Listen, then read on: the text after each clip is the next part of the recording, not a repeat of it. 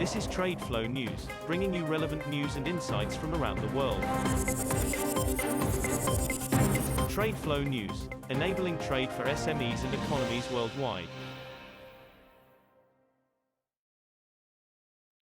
These are some of the key topics that we will be looking into in today's program.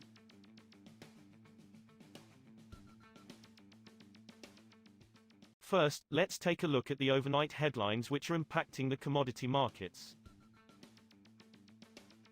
OPEC and its allies began 2 days of meetings on Wednesday to decide whether to release more oil into the market or restrain supply amid big gyrations in crude prices, a U.S. release from oil reserves and fears about a new coronavirus variant.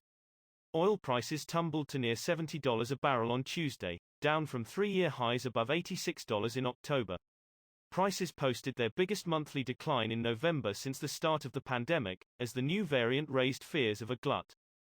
Benchmark Brent was trading around $71 on Wednesday.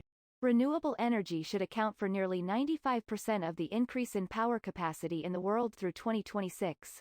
A report by the International Energy Agency, IEA, showed on Wednesday, with solar power providing more than half the boost. The milestone comes despite rising costs for materials used to make solar panels and wind turbines. New renewable power capacity this year will rise to a second consecutive all-time high in 2021, the Paris-based energy watchdog said in its annual renewables market report.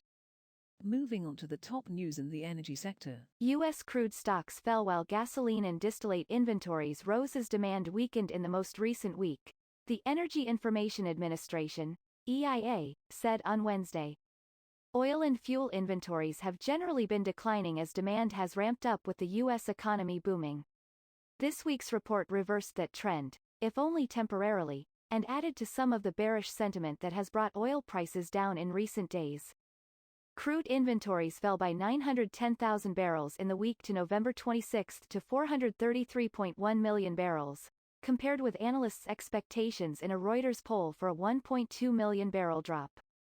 Germany's oil industry will aim for net zero carbon emissions by 2045, moving away from fossil fuel to low-carbon products such as biofuels and renewable energy-derived hydrogen, the industry's lobby group N2X said on Wednesday. At the end of the process, the mineral oil industry will no longer be a mineral oil industry, Fabian Ziegler, chairman of N2X and chief executive of Shell Deutschland GmbH, said at a virtual press conference. Oil from fossil fuel met 32% of German primary energy demand, with the rest met by natural gas, coal, nuclear and renewable energies, data from industry group AGEB showed. Next, we have the top news in metal markets. Copper prices bounced on Wednesday as worries diminished that the spread of the Omicron coronavirus variant would hit demand for industrial metals. 3-month copper on the London Metal Exchange had gained 0.7% to $9,511 a ton by 15:20 GMT, having lost 0.6% in November. A green transformation to electric vehicles and wind turbines plus new infrastructure projects will require more copper even if a spreading COVID-19 pandemic spurs tighter restrictions, said Ole Hansen, head of commodity strategy at Saxo Bank in Copenhagen. Chinese coking coal and coke futures gained more than 5% each on Wednesday, buoyed by supply concerns as coal imports from Mongolia were disrupted by the recent outbreak of the Omicron coronavirus variant. Some border cities in China's Inner Mongolia region and Heilongjiang province have halted non-container imports by rail for commodities including coal, iron ore, copper ore and zinc to reduce risk amid a recent resurgence of infections. Thermal coal imports from Mongolia are expected to fall significantly. Many traders had hiked prices and are seen to further increase, analysts with Galaxy Futures wrote in a note. We will now look at the top news in the agricultural sector.